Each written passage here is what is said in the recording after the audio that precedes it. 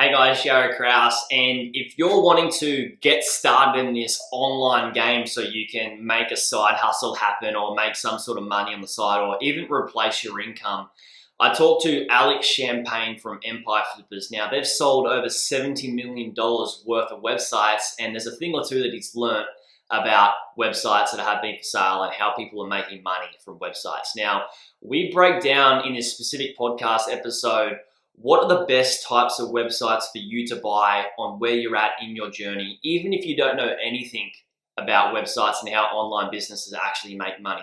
And we talk about how we can leverage off what skills you do have or what hobbies that you have as well.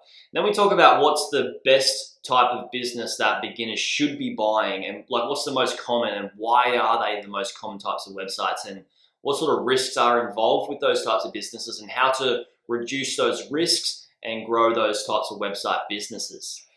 One really cool thing that we did talk about is structuring deals and negotiating deals. Now, structuring deals means how do you pay for the business? Is it upfront and for cash, or is it an earnout or some sort of seller financing? And that's a really important thing to understand when we buy a website. Then we also cover negotiation and how to negotiate a really good deal. But my overall takeaway from this podcast episode is how important and vital it is to build relationships with every single person in the transaction, because the more relationships we build, the more with great people means the more success we can have in life. So if you're looking to learn how to buy websites and get this sort of side hustle happening or replace your income from buying one of these websites, be sure to go away and click the link below to listen to this actual podcast episode. It's super valuable.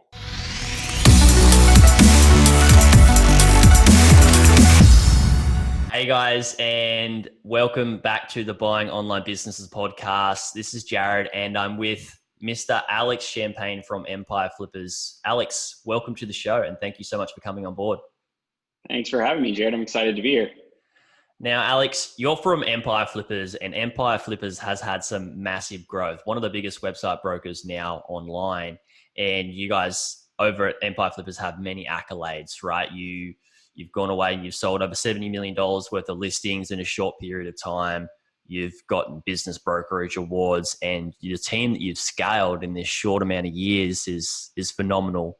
And I've really watched the growth of you guys through these last few years as I've been buying websites and teaching people as well. Now, Greg, you're director of sales here at Empire Flippers. So how did you get into that role? If you have a 1 to 2 minute sort of bring us up to speed on how you came to Empire Flippers in this sort of industry. Yeah, sure. So like most people, I started a web design and marketing company as my first kind of foray into online business.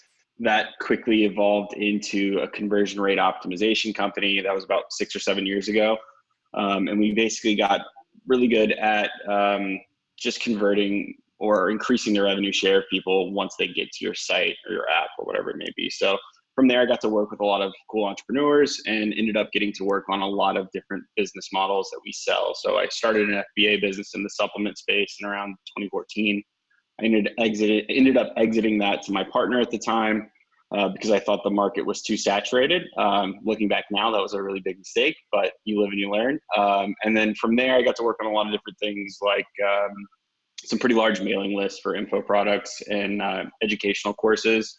I worked with Mixergy, who's a pretty awesome interview series as well. And then that kind of just evolved into me wanting to learn what it really takes to grow a big business like you were talking about from the startup level. I saw that Empire Flippers was hiring and reached out. And about 10 days later, I was in the middle of Thailand kind of kicking it off. So that's how I got to Empire Flippers. Yeah, cool. And everybody's quite international within that company. Spoken to a lot of you guys all over the world. So awesome. And so today we're going to be talking about, how to negotiate and structure deals, because you're the director of sales. You see so many sales happen within the company, and there's so much that you've learned from. You guys just created a report of the $70 million worth of sales that you guys have made. And for anybody listening, that report was with Greg. It's a previous episode. I think it's 2 episodes ago. So go back and listen to that, and we dive deep into that. In this particular episode, I want to talk about you see a lot of new buyers coming to buying websites, right? So Alex, what are the particular business models that new buyers sort of lean towards, and why is that? Yeah, that's a great question. So, to kind of answer the initial part there, like what buyers lean towards, a lot of times when we have new buyers come in, they're hot on things like SaaS or e-commerce. And we kind of have a very blunt conversation with these guys early on. If you don't have a lot of online business experience, software as a service businesses in general are going to be pretty complicated and might make you feel overwhelmed if they don't come with an entire team. So instead, what we like to have them focus on are some of the simpler models, some of the more pure kind of online businesses like an affiliate website or an Amazon FBA, which is fulfillment by Amazon. So those are two great models that we see a lot of our buyers that are new go into and see a lot of success with. So yeah, for everybody listening, SaaS is software as a service.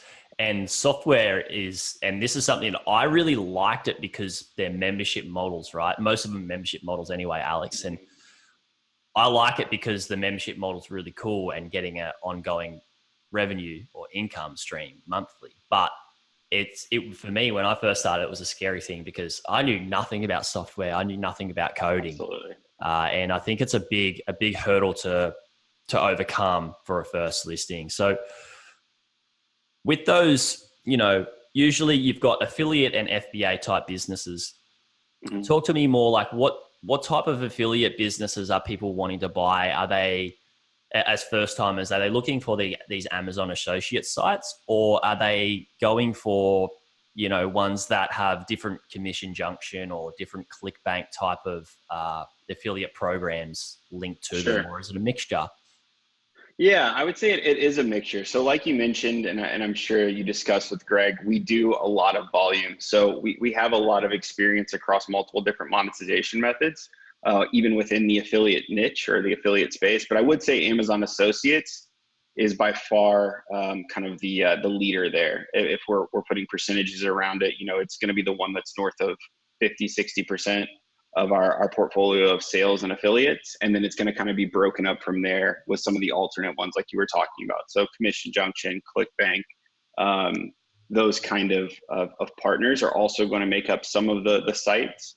But I think what new buyers really like about Amazon Associates, and just so everyone knows here, Amazon Associates is basically the program that pays you to refer traffic over to Amazon, and you get a piece of whatever's purchased from there within 24 hours. So a very relatable example that I always say is anytime I go to make a major purchase decision, I'll always type in something like best coffee pot 2019.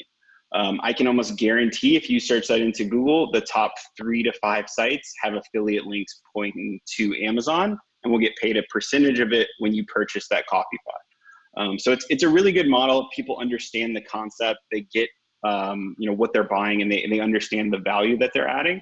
And then once we kind of get to that point, it really just is all about what their goals are. So we can talk a little bit about what makes a good fit for the specific buyer. But to answer your question on a more broader level, I would say, yeah, Amazon Associates is kind of the easier affiliate model to get into. Yeah. So it's just Amazon Associates is their affiliate program, really. And exactly. Amazon's just such a monopoly that they do make things a lot easier for people. And you can see why they got a massive market share in that. So, yeah, you said we could talk about deeper, the different types of businesses for different profiles. I noticed you guys have like Lifestyle Larry and Newbie Norm, and that was a really cool thing for me to relate to when I was buying websites in the particular place of where I was at in my journey. So talk to me about the different types of website businesses that are coming up for sale, are being sold, and, who they're best tailored to. So everybody listening is like, oh, I'm that type of personality that wants a business that would be, what's the best one for me? Absolutely. So like you said, we do have those buyer personas that are on our website that make it easy and kind of memorable. But I would say just to make it even more simple, typically there's only a few broad types of buyers. The first one is someone who's looking to, maybe they've been in corporate America, they've raised up some capital, and they're looking to invest that as an alternate income stream and still keep their job. They're kind of testing the waters. Maybe they have $50,000 or something like that they're looking to deploy, and they're looking to get some cash back each month. So that type of buyer is very typical. It's someone who's wanting to learn as they go and maybe see where this takes them. In that scenario, I always suggest that you go for ease of operation over the potential optimization of revenue with going with a more complicated channel. So something like ClickBank may pay you 20% of the sale, depending on the product, whereas Amazon might only pay you 5%. And at first glance, a buyer is going to look at this and go like, well, I should definitely go with the one with the higher profit margins. But there's a reason for that. And it's because, one, you're going to be competing with probably more savvy internet marketers that are going for those higher percentage sales. And then the other thing is it's just a more complicated program of how you're going to actually fulfill it and make it happen. Amazon makes it so simple, like you said. That's why they're successful on the actual commercial side. They make it so easy to buy. They make it really easy for you to send them traffic and get more people to buy products from them. So I would say that's a very typical type of buyer persona. And then the other one is one who's really looking for growth. Maybe they have some internet marketing chops, whether it's from their current job or they've been working on side projects. Maybe they've built a couple sites up on their own and they've kind of built some of the skills it takes to run, like we're talking about with an affiliate site, some search engine optimization, create some content and kind of scale these sites up. Then those guys might look for something that's a little more complex. Maybe it has multiple different affiliate partners. So maybe Amazon makes up 60% of its revenue, Commission Junction 30%, and it maybe has a private affiliate offer for like 10%. So that's something that's going to take you more time, but you do have a higher upside potential with that because you already have that diverse revenue built in. So typically when we have guys who are a little bit more savvy, they might look at a more advanced site. The big thing I always say though is you're not only buying a business, a website or an asset, you're also buying a relationship with the seller. And this is super critical for new buyers. So when you are looking at these websites, make sure you talk with the seller and get an understanding that they're going to be able to help you out. I mean, is that something you kind of talk about, Jared, when you're trying to find a business? It's such a big thing, and I'm really glad that you brought that up, Alex, is that when you do go to buy a website, you know, there's so many people out there that are wanting to buy that same sort of site, especially on your marketplace. You've got a lot of people and you do want to become an attractive buyer. And how you do that is you need to get really good at building a relationship with sellers. And, you know, any sort of skills in building any relationship really helps. But it's not just important to do that to ensure that you come across and get the purchase of that business, but the ongoing of the business as well. Like once you have bought a business, you get a certain amount of time frame that you speak to the seller. You come to an agreement. Maybe it's 3, Skype calls or whatever it is, or 3 hours of training. But if you can create a really good relationship with the seller, then you can be in contact with them for far longer than just that short period of 3 hours. And that's the biggest advantage that I have and try to teach people when they're buying a site, is that really work on that relationship and don't just be like asking and just like expecting information from them at the drop of a hat. Be nice, really build that relationship. And from that, there's so many great things can come from every relationship if you build it, is that, maybe you bought a business from them then, initially, and maybe they build another one, they sell you another one. Or maybe they go, oh, hey, see that you're getting into this space. Maybe we want to do a JV and build another business together in the same sort of industry that can help this one grow that you just bought from me. And then we sell them both as a package or something. And, there's so many opportunities come from the relationship that you build. And I feel that that's probably the most important part of the transaction, is having that relationship with that person. Yes, you're going to get a great investment and you're going to make money, but that relationship in itself, and even if you don't make money from that relationship, great, but you're going to learn a lot from them and they can learn a lot from you too. Yeah. I mean, you touched on some really critical things there. I think one thing you mentioned is when you do hit the wall, because it's probably going to happen with whatever business you buy, you're going to hit a point where you don't know what to do. And it might be 6 months down the line. So having those open lines of communication with the seller so they can just step in and say, oh, it's really easy, this is all you got to do, is going to save you a ton of time and headache. And that kind of goes back to something that also doesn't feel, or maybe it feels counterintuitive.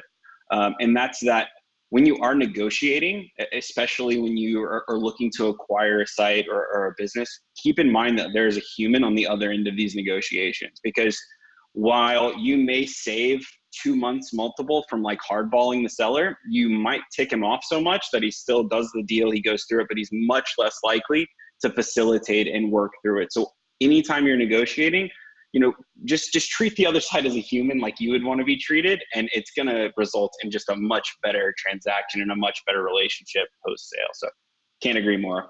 It's huge. Yeah, and that's what we come back to is the win-win. So everybody should win, including the broker. The broker gets what they need out of it, which is you guys, which is huge, because like that relation, and we may be discounting a relationship here as well, Alex, is that sometimes people don't realize that you can destroy a relationship with the broker, and they're just like, poof, like this person's just trying to hardball every single business I give them. They're not somebody we want to deal with, and they could contact you, and that could be me, right? It could be me like, Alex, give me a business, man. I want to buy one, and I just give you a super lowball offer and everything, and I'm just a dick to deal with and expecting, and then you got all these other people that are like, mate, like I'm not going to send you information or businesses when there's other people that are way better to deal with than you. So there's that relationship that you got to uphold, and so every single person in this transaction needs to have a win out of it. And if you can win in building a great relationship with the broker and then with the seller as well, then, maybe you could reach out to the broker in, a month's time or 2 months' time is like, was this supposed to happen in the transaction? They could give you a little bit of advice. It's such a small thing for them to do, but it's going to help you massively on your end. And the same way further down the track, you're going to win from getting more tailored information from the seller 6 months down the road too. So big. And when I first came to this whole scene of buying websites, Alex, I was a plumber and I knew nothing. Okay. Wow, I knew nothing. And I started blogging before, and I learned a little bit about how to grow blogs and write articles, and that was it.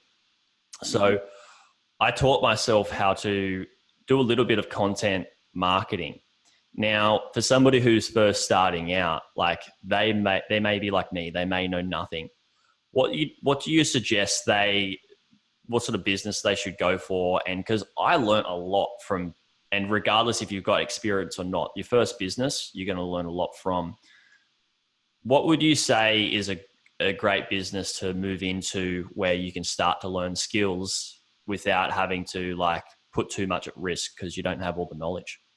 Yeah, sure. So, and I think that's really where the conversation has to begin, is knowing your risk tolerance and being honest with yourself. So a lot of times what we'll see with first time buyers is they'll say, I have $200,000, I'm looking to buy a business. And the reality is they do have $200,000 in cash, but they're really comfortable with putting, let's say, $100,000 of that into a business. So like, be honest with yourself. What are you looking to put into a business? And then once you've established that revenue or that acquisition target price, then it kind of lets you narrow down and look what kind of businesses are in that category. And I think it comes back to, like we were talking about, an affiliate site, and then the other option there. And usually people are either very into one or the other. Sometimes when people grow there, they get into both, but the other one's physical product. So selling an actual product, and where we see newer buyers have success and again, can kind of wrap their head around, not to keep blowing Amazon's horn or tooting their horn, is the fulfillment by Amazon model. So that's actual products that you own the production of, you send to Amazon. Amazon handles basically everything from there, with shipping it out to your customer, actually having it on their website and actually processing the sale. And then you get revenue from those sales. So that's known as Amazon FBA. And it can be a very good business to get started in, because like you were talking about, it teaches you a lot of the same things in a smaller, more comfortable ecosystem. So if you're running an e-commerce business, let's say outside of Amazon, you're going to have to know a lot of different skills that are still applicable in Amazon. They're just easier in Amazon. So things like your pay-per-click traffic, those kind of paid traffic plays are much more difficult to run outside of Amazon. Amazon has a very simple system. If I spend $2 it results in this much profit for my product. It makes it very simple to see how the funnel goes. And the same kind of thing with product listing optimization. So you can spend so much time and money optimizing your website to improve the conversion rates through increasing and improving pictures, improving the buttons that you use to check out, the text color, yada, yada, yada. You can do the same kind of thing with optimizing your listing on Amazon, but again, it's in a smaller framework and it's more simple. And you can see if I do this, it has this result a lot more quickly. And that's the kind of skills you want to learn. And then on top of that, this is a huge one that I would say most people don't understand, and it's how to buy right. So you're going to be buying typically from either a supplier who's in China or India or maybe America, wherever it may be. You're going to have to learn how to have a relationship with the supplier and negotiate terms. And that's something you can learn from the seller, but that's something you can leverage into every part of your career. Because let's say you do buy an affiliate site later, use that exact same type of negotiation to get an additional increase on your percentage or whatever it may be. So you're learning how to make relationships, you're learning how to put capital at risk smartly, and you're going to pick a lot of that knowledge up from the seller and kind of have a huge head start on if you were just to start one of these businesses. Yeah, coming back to those relationships is so profound how deep we can go with just relationships. I have a business where when it was my second business I bought, there was a relationship that I needed to build with the VAs. And then there was a relationship I needed to build with suppliers as well from a foreign country. And it was new to me because I hadn't really done that. And by doing that and getting good at it, it's allowed me so many more skills in buying other businesses and talking to other people in other countries. So it's a huge value add. And let's go back to the FBA model. Like this is a topic where it's like, should I buy a drop shipping business or should I buy an FBA business? Now, the drop shipping business model is where, yes, you can earn your money back quicker. And the reason being is because you're selling products retail on your site. This wholesaler or supplier will, charge you wholesale for them and send them out to the customer for you. You make your profit margin. You don't have to buy massive inventory and stock it and hold it. With FBA, you do need to buy inventory and you do need to pay for it being stocked in Amazon. And the difference is that you don't make your money back as quick, but the risk is a little bit less if you don't have those marketing skills, because you can pay some money to Amazon to help you market it rather than what you're talking about before is optimizing your site so you make better sales with different button options and different things on your site, which is called conversion rate optimization for people listening to this. And so if I don't know anything about marketing, like when I first started, I had no idea about marketing. Sure. And FBA didn't even exist when I first started buying websites. And so I had to quickly teach myself how to do it because that's what I needed to do to grow my drop shipping businesses. Now you have that advantage of buying an FBA business and just putting money in and they'll help you. But I dare say, would you feel that it's a great value add to a website, an Amazon business to create a website off the back of it and start drop shipping or start selling those products outside of Amazon? Absolutely. Have you seen that happen? Because that's something that I haven't heard anybody talk about, and I want to touch on it. Yeah, that's a great point. So to kind of take a step back here, in order to be brand registered on Amazon, and that's a term basically that means that you can protect your brand and take down people who are trying to compete with you in Amazon on your specific brand, you need your own website. So that's a big part of brand registry. So a lot of our sites will have, depending on the size, some sort of a website outside of Amazon. And then as these companies grow, typically they start trying to diversify resources more into their own website. So they'll build a Shopify store and maybe they start getting 10 to 20% of their sales revenue from their Shopify store. And usually it's from like repeat buyers. So if you have something like supplements, for example, it's something people buy every 2 months. they buy the initial round off of Amazon, and then they start thinking, oh, I'm just going to look this up. They go to your website. Maybe you have it priced more affordably because you're not having to pay Amazon fees there. You didn't have to really do a lot of marketing to get them in, so you have a better margin if they go directly through your website. So we'll see stuff like that for sure. But to go back a little bit even further on the drop shipping side, I think you make a good point. Like, you can learn a lot from running a drop shipping website, and you can do it successfully even as a newer buyer because you do have a lower risk threshold with the inventory. The big thing is you're just going to have to be more flexible, and you're going to have to learn how to pivot more quickly usually because you are relying on someone else's products 99% of the time when you're drop shipping, right? So you're going to be drop shipping like, for example, like a bike. Maybe you're doing some sort of specific bike.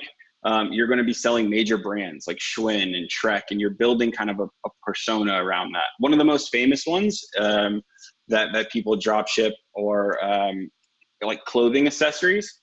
Those can be difficult because you have to go with different styles. You have to move. So if you're a new buyer, what I would like you to consider when you're considering a drop shipping business is really think about, do you understand your target audience for this product?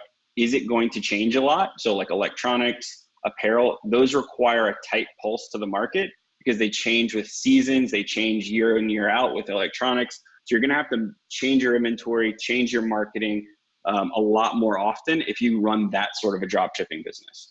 So if that is the model you choose to go to, and I think you'd agree with this, Jared, just make sure you know where you're putting your money. And that always kind of comes back to being a good idea, but it's especially true with drop shipping. Yeah, those are great, two industries to pick up on. Is technology is so ever changing, and then so is apparel.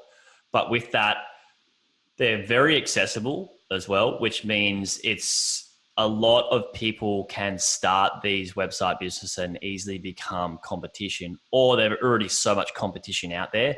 And I personally like to stay away from technology and apparel just because it's a lot of work. Like, people, if you're coming to buy a website and you want a long-term strategy to make money, then stick with something that's not going to be too much work. But if you're coming to buy sites to make a quick amount of money really quickly and build something up, flip it, or whatever it is you want to do, then maybe apparel and technology is a viable option. But such a big thing to consider, I feel, when moving forward to that. So how would you determine what sort of business, like, there's so many different business models. And I have a way that I like to coin what's the best business model for the type of person you are. And whether that's a drop shipping, FBA, SaaS and membership site, all those particular type ones that are most popular. I like to tell people that, stick to what you know. And if you know a little bit about drop shipping or FBA or anything, then great. Now, if you're new and you come to the whole market like me and not knowing a thing, straight off the tools, and you don't know anything, I like to tell people that it's, you got nothing that so you can't stick to what you know. But if there's, out of all those business models that you do see, stick to the one that you understand the most. But what would you determine, like, how people should find what a good fit, like, business model is for them? Absolutely. So I think you're dead on that it always begins with a skill analysis. So look at what you know and what you can bring to the table, and be creative about how that can relate to the business. So, in the instance with a plumber, I don't know your specific scenario, but typically that means, you're someone that's good at solving problems. You probably had to do your own kind of relationship selling, I'd imagine, at times.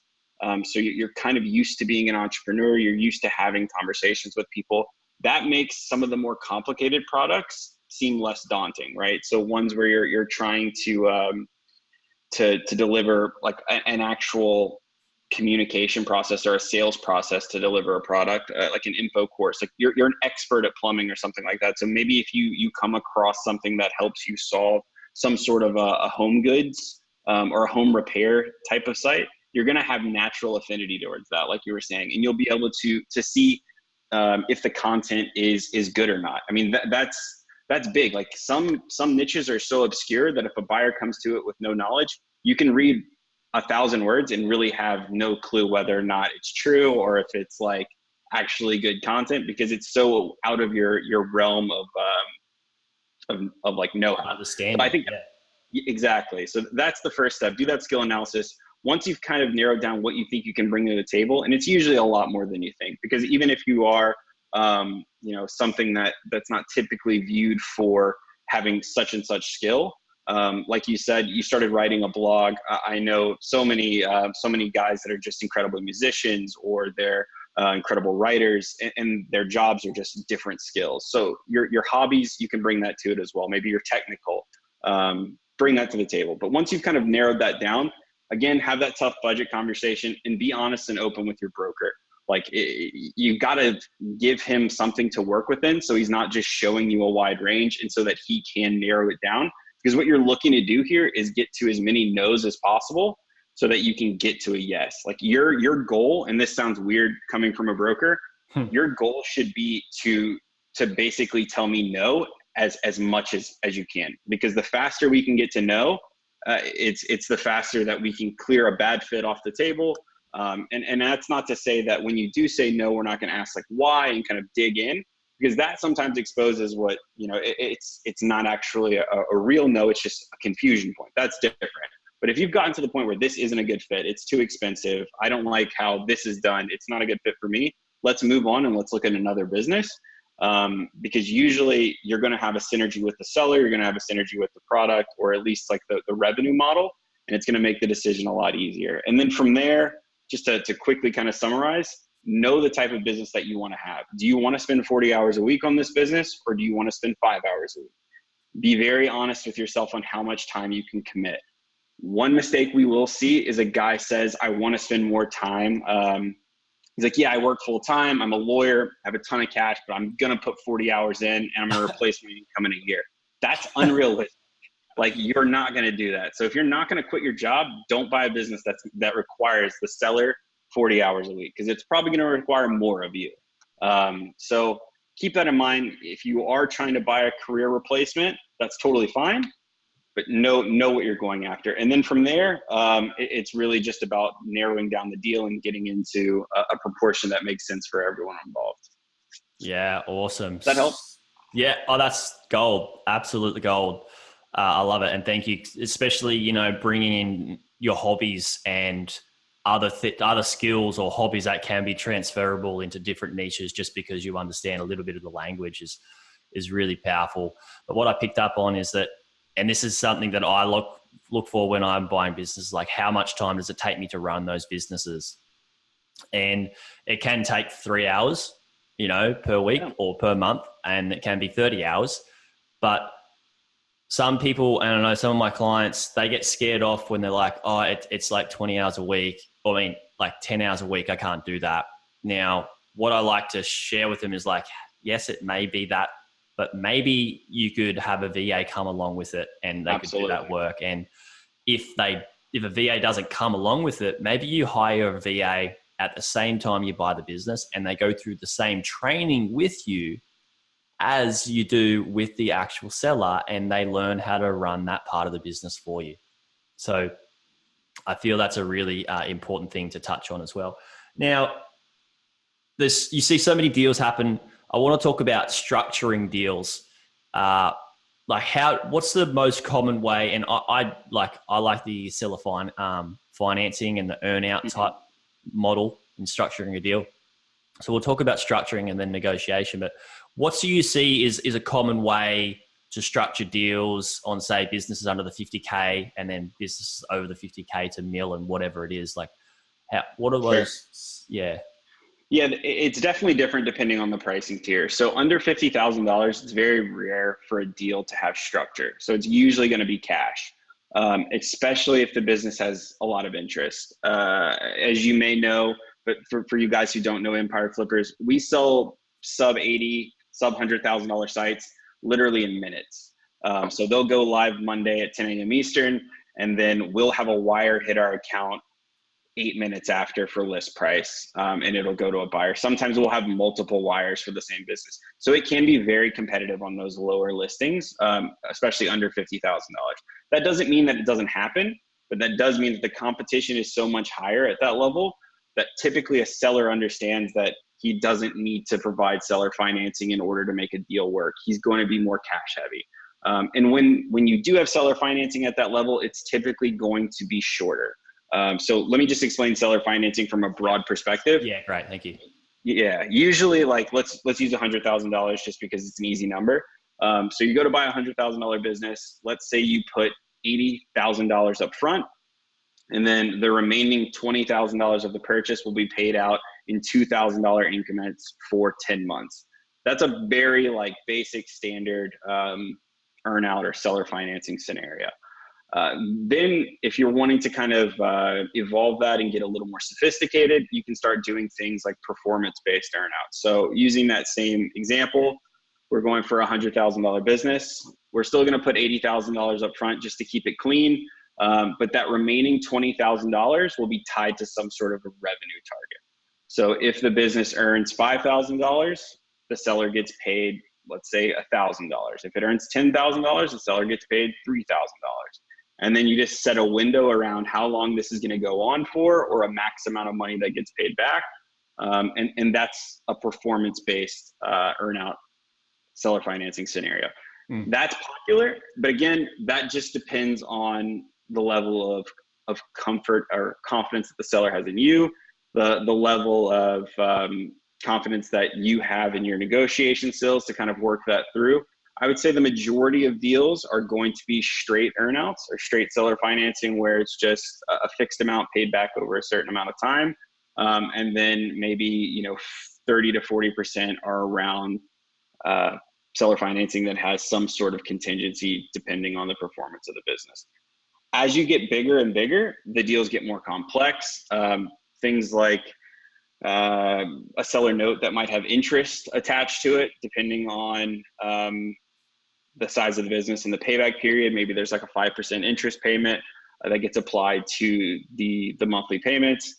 Sometimes it'll be that inventory gets paid out as the units sell. So if a business is a $5 million business, it might have $1 million worth of inventory at any given time. And so the buyer might need some time to kind of cash flow that. So the seller will basically give them an opportunity to sell the inventory and pay them back the fixed cost of the inventory as it sells. And I'm just kind of running through some of them here. Yeah, and I would say the only other thing we haven't really covered is some sort of like an equity percentage play. So maybe you buy 80% of the asset and the seller remains 20% owner. And usually that isn't like an LLC or a corporate share sale. Typically what that looks like is it's you get 80% of the revenue, the seller gets 20% of the revenue, and then you have a fixed time frame where you can usually buy the seller out at that time based on a new valuation or something like that. So anything north of, let's say, $200,000 becomes a lot more open to seller financing, we've seen. And it really just depends on the business. Some sellers don't want to do seller financing no matter what. I will say that since we've kind of thought through this process, we've sold so many deals, we've made a lot of iterations to our process to help protect both sides. So let's say we were selling a $500,000 website. The seller might be like, well, how do I know he's going to pay me back, right? I'm accepting $300,000 up front, and it's going to take 10 months to get the additional $200,000. How do I know he's not just going to walk away with the site? Yeah. So one of the things we do to protect sellers is we actually hold onto the domain, and we actually manage the earnout for them. So the buyer will pay us, and then we pay the seller. And then once that gets finalized, everything goes through and everything's good, we'll then release the domain or whatever assets we're holding to the buyer so that both sides can be treated and kept whole in that scenario. And that just kind of makes sure that both people, like you talk about, have a win-win-win scenario. So I know there's kind of a word vomit there, but Right. Hopefully some of that was helpful. That's great. I've actually done that with you guys. One of the listings I bought from you guys is you guys I did an earn out and paid it off over, it may have been 10 months, it may have been shorter, but you guys held on to the domain for a certain period of time until it was all paid off. And then I got the rest of the assets. And that's a really important thing because, you know, a 500K business is normally the domain is worth, you know, tens of thousands of dollars, maybe more. So it's really good to hold on to that. And, you know, to try and operate under a new domain as a business, if, you know, for some stupid reason that somebody was enough of a clown to run away with the business, Sure. I'm pretty sure a lot of people would find out about it, and they wouldn't be, you know, if they're operating that way in a deal, then the way they operate with their customers is going to be the same, and their business is going to go nowhere. So, but we still need to have that protection, which is important. And so that's structuring deals. Now, what are some of the most effective negotiations you've seen between sellers and buyers in different deals? Because I know that, you know, you could have people that come in a low ball and they try to creep their way up, which is probably the typical scenario that most people would do, I could imagine. And then the seller will start to come down, you meet in the middle. But have you seen anything that's like sort of out of the ordinary that would just worked really seamlessly and was really well done? Yeah, so for sure. So you mentioned one thing there, kind of meeting in the middle. That is a very typical negotiation tactic. It's what people use to buy cars. It's what people use to buy houses in markets that aren't, you know, oversaturated. There's a book called Never Split the Difference by a guy named Chris Voss. He is a former FBI negotiator, and now he teaches business negotiation tactics under a company called Black Swan. That's required reading for us whenever you come onto the sales team. So we have 2 books that we require, and that's one of the ones that we require guys to read before they come onto the team. And that's not to say that we never use that method of splitting the difference, because once you get to a certain point where everything else is kind of hashed out, it can be helpful just to have both sides become agreeable. But I would suggest, especially if you're operating from a marketplace that values business fairly, being the guy that always throws out the 40% low ball, hoping to get to 80% or something like that, never works, especially if there's multiple people engaged. That situation works when there's just like one person that wants to buy a business and the seller feels very much like this is their only option. So maybe they'll entertain this and kind of go back and forth. Off market type deal. Yeah, exactly.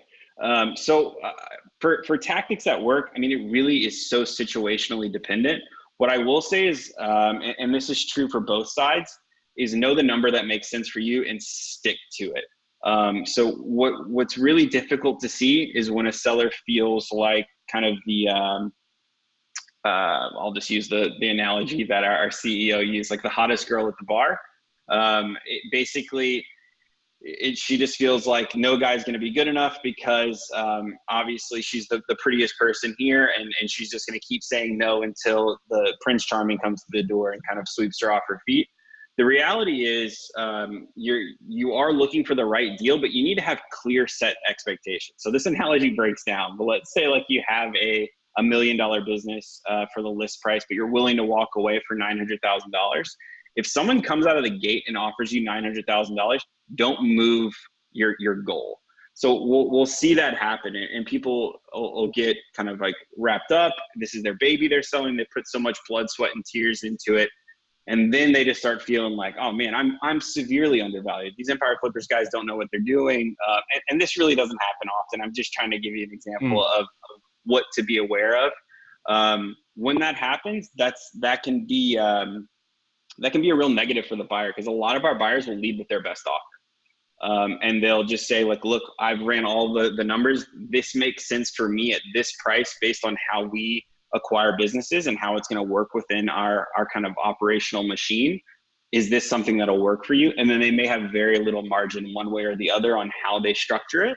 But they come with their best offer to the table, and people just try to work from there. And I would say if this is something that you're serious about, just talk with the seller. Ask them what's most important to them. Not enough people do that. Just literally say like, what are you trying to get more money up front, or are you trying to get more money over time? What's the most important thing you hear? And the seller is going to tell you, and then just do your best to try to come to a deal that helps there. And explain to them like, here's my situation. I'm perfectly fine with paying a premium for your business, but I need 8 months to do it. Like if you have those type of honest conversations, that's what's going to lead to effective negotiation. You can't just try to like slime your way through it. It just doesn't work. And if it does work, it'll work once. And then everyone's like, I'm not going to work with that guy. So it's just going to be a horrible situation. Like you were talking about, if it happens where the buyer pulls it off, the seller is going to be very unmotivated to provide any additional support on that type of a purchase.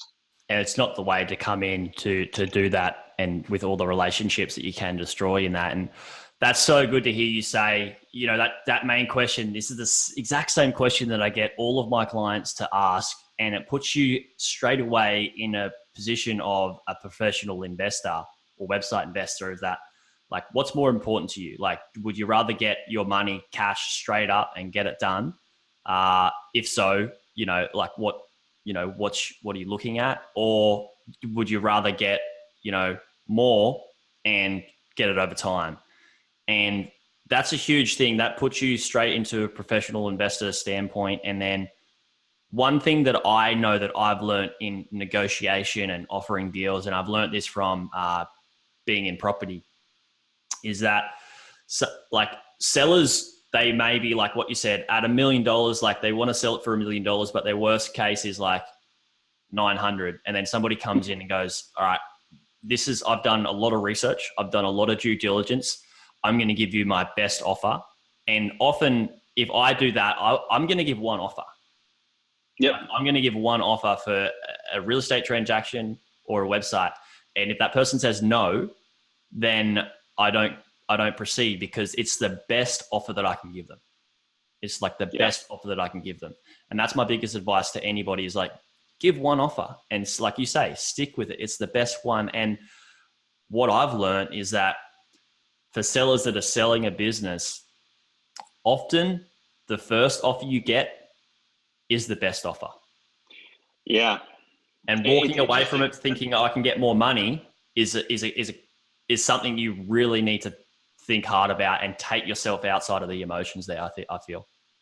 Yeah, absolutely. And it's great to hear someone say that that's not a broker, because we try to coach our sellers through that, and naturally so, they're going to feel that we're incentivized to just move this as quickly as possible. But the reality is you get a lot of interest on the first week that your listing goes live. And a lot of times buyers see this, they're like, oh, this is perfect, I'm moving. They do all their research and they present that offer like you're talking about, and it may not be exactly what you thought it was going to be. But if this, and this happens with some of our institutional buyers, they are exactly like you were talking about. They will talk with the guy, they will negotiate, but usually it's very marginal, it's on terms. But if they can't come to an agreement, they won't come back for months, and they're going to come back and ask for way less, because they know if it's still on the market, there's a good chance that someone just hasn't found it. And that's not always the case, but savvy buyers know this, and they tell sellers that, and they're not lying.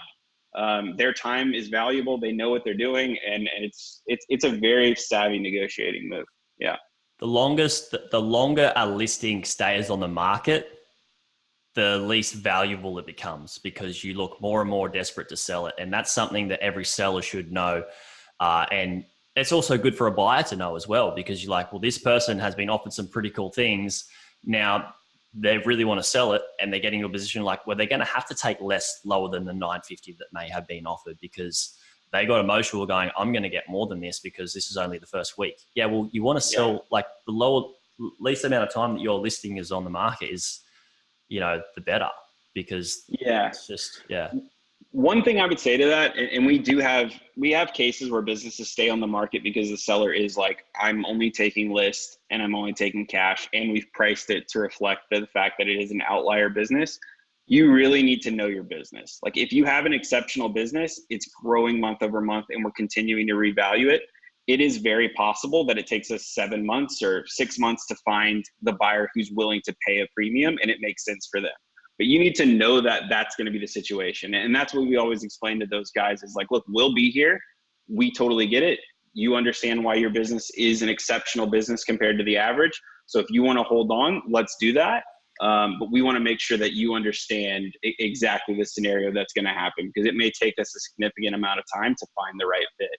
And you need to make sure that you're continuing to run your business properly. It's continuing to grow so that it does continue to be a valuable and attractive asset. So on the whole, definitely agree with you there. It's just those outlier scenarios that sometimes can be the exception to the rule. But yeah, I agree with you there. And so for everybody that is looking at doing structuring deals and negotiating, like when to put one offer in, you need to know how to do your research and how to do your due diligence. And you need to be a professional investor. You need to learn that sort of stuff. So that's really, really important. And I'm going to give you guys some free tools. If you guys want some free tools on how to do research and due diligence, like go to my website, click on resources and get a free website evaluator tool, get a free due diligence framework, and become a professional at this so you can go in and build great relationships, know what you're doing, speak to your brokers really well, speak to the sellers really well, and come out like do this sharply, not fumbling all over the place and ruining a reputation for yourself. So Alex, I feel that we just absolutely crushed this podcast, and I am so grateful that we jumped on and we had the chat, and everything we covered was just super valuable. Now, where can people go away and find more about what you're doing at Empire Flippers, or more about you, and where should we refer them if they want to speak to you guys further? Yeah, absolutely. To make this as easy as possible, one, you can check out empireflippers.com. But the easiest way is if you're looking to kind of talk with someone from Empire Flippers, someone from the sales team, just email sales@empireflippers.com. Let us know that you heard about us from this podcast, and we'll make sure we'll treat you right. Awesome. Thanks so much for jumping on board, Alex. And for everybody listening, thank you for jumping on and listening to this episode. If you did like this episode, please be sure to like, subscribe to the channel, and share it. Now, if you did like this, please be sure to go away and leave me a review in iTunes or wherever. And let me know what you liked about it so I can be certain to bring you more of that in every single episode. So thanks again so much, Alex. Thanks a lot, Jared. See ya.